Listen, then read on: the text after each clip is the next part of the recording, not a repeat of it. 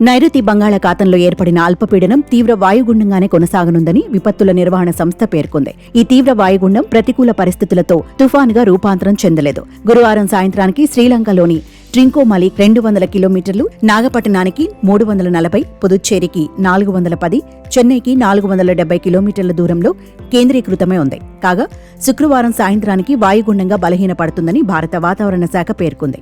వాయువ్య దిశగా కదులుతూ శనివారం ఉదయానికల్లా కైరైకల్, మహాబలిపురం మధ్యలో తీరం దాటవచ్చని తెలిపింది.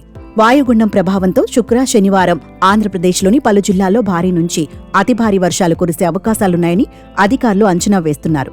నెల్లూరు జిల్లాలో ఆకస్మిక వరదలు రావచ్చని వాతావరణ శాఖ హెచ్చరికలు జారీ చేసింది. ఈ 2 రోజులు దక్షిణ కోస్తా, రాయలసీమలో అక్కడక్కడ భారీ వర్షాలు కురుస్తాయని విపత్తుల నిర్వహణ సంస్థ ఎండీ కూర్మనాథ్ వెల్లడించారు. ఇతర జిల్లాల్లో విస్తారంగా తేలికపాటి నుంచి మోస్తారు వర్షాలు పడే అవకాశం ఉందని చెప్పారు. నవంబర్ 30న కోస్తాంధ్ర, రాయలసీమలో అతి భారీ వర్షాలు కురుస్తాయని అధికారులు అంచనా వేశారు. తిరుపతి, నెల్లూరు, కడప, ఒంగోలు ప్రాంతాల్లో అత్యంత భారీ వర్షాలు కురిసే అవకాశం ఉందని పేర్కొన్నారు. ఏది ఏమైనా తీర ప్రాంత ప్రజలు అప్రమత్తంగా ఉండాలని, మత్స్యకారులు చేపల వేటకు వెళ్లొద్దని హెచ్చరికలు జారీ చేశారు. రైతులు తగిన జాగ్రత్తలు తీసుకోవాలని సూచించారు. కాగా తమిళనాడులోని పలు జిల్లాల్లో భారీ వర్షాలు పడుతున్నాయి. చెన్నైలో గురువారం రాత్రి నుంచి ఎడతెరిపి లేని వర్షాలు కురుస్తున్నాయి. చెంగల్పట్టు, విల్లుపురం, కడలూరు, మైలాడుతురై, తిరువారూర్ జిల్లాలకు రాష్ట్ర ప్రభుత్వం రెడ్ అలర్ట్ ప్రకటించింది.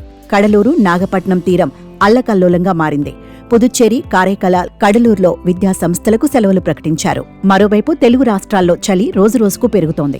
రాత్రివేళ ఉష్ణోగ్రతలు దారుణంగా పడిపోతున్నాయి. పలుచోట్ల టెంపరేచర్ 13 నుంచి 14 డిగ్రీలు నమోదవుతున్నాయి. పగటి వేళ కూడా అత్యల్పంగా 20 నుంచి 23 డిగ్రీల ఉష్ణోగ్రతలు నమోదవుతున్నట్లు అధికారులు చెబుతున్నారు.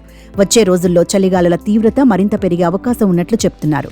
ఈ నేపథ్యంలో వైరల్ వ్యాధులతో పాటు సీజనల్ వ్యాధులు ప్రబలే అవకాశం ఉందని, జలుబు, జ్వరం, దగ్గు పట్ల అప్రమత్తంగా ఉండాలని చెప్తున్నారు.